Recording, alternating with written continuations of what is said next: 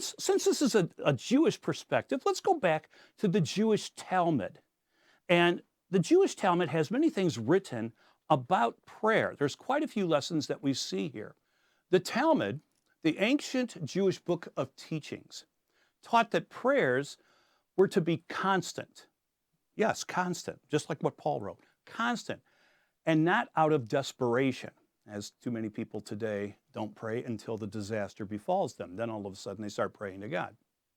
Now, there were certain elements that the Jews taught concerning prayer, and Jesus, being a rabbi, he incorporated many of these things that are right there in the Talmud. He incorporated many of these even as he's teaching his disciples and teaching them the Lord's Prayer.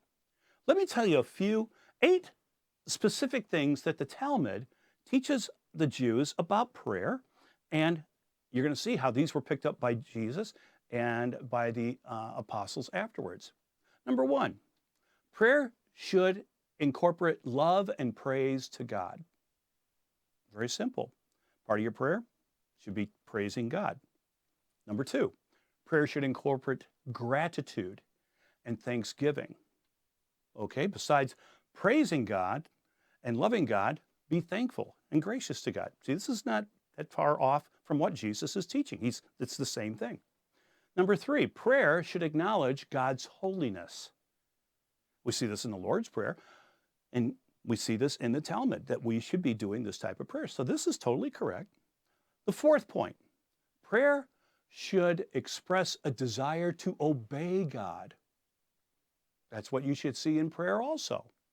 Number five, prayer should incorporate confession of sins. Confessions of sins in our prayer. On that point, there is an old rabbinic saying that was, if you can bring nothing else to God, bring him your tears and he will hear. You're talking about the confession of sins. If you don't know what to say, God understands tears. Number six, prayer must be unselfish and for others. Oh, wow, that's different. This is interesting because praying today for most people, praying for personal blessings might interfere with another person's plans. The Jews caught this. They understood that if they were to pray for a specific thing, it might hinder one of the other members of the community. Now, if I've lost you on that, let me explain it this way. Say, for instance, back when I was in high school or in college and I started to pray, and I played on a softball team for a while, and say we had a game coming up and I really wanted to be able to play. I didn't want it to be rained out. So I would pray, oh Lord, please don't let it rain. Don't let it rain here today. Please, please don't let it rain.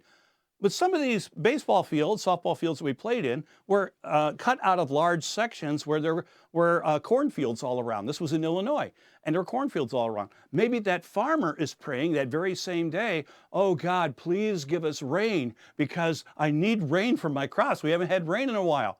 You see how these two prayers over the same area can conflict?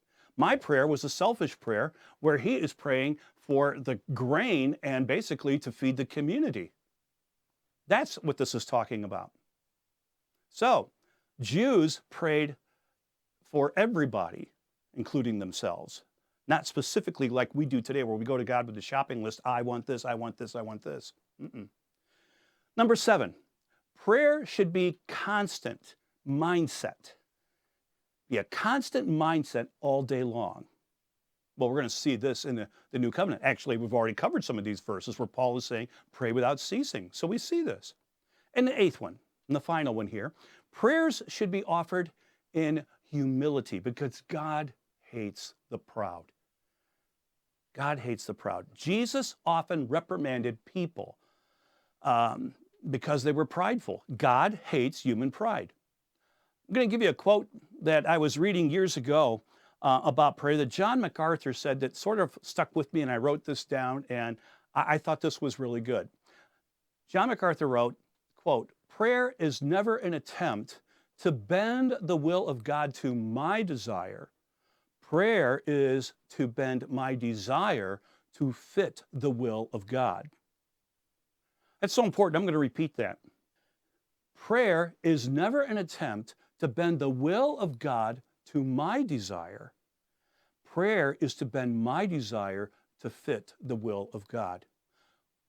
We see Jesus do this. In Matthew chapter 26, verse 29, on the night that he was betrayed, Jesus went and he prayed what? And going a little farther, he fell on his face and he prayed, saying, Father, if it is possible, let this cup pass from me. Nevertheless, not as I will, but as you will. You see, these were the rules and instructions for a humble, pious Jew when it comes to prayer. And Jesus, being a rabbi, he knew these things, and plus he's God, he knows all things, and he is basically saying the same thing, that the humble and the pious Jew does it this way. Support the show. Become a donor at evidenceforfaith.org/give.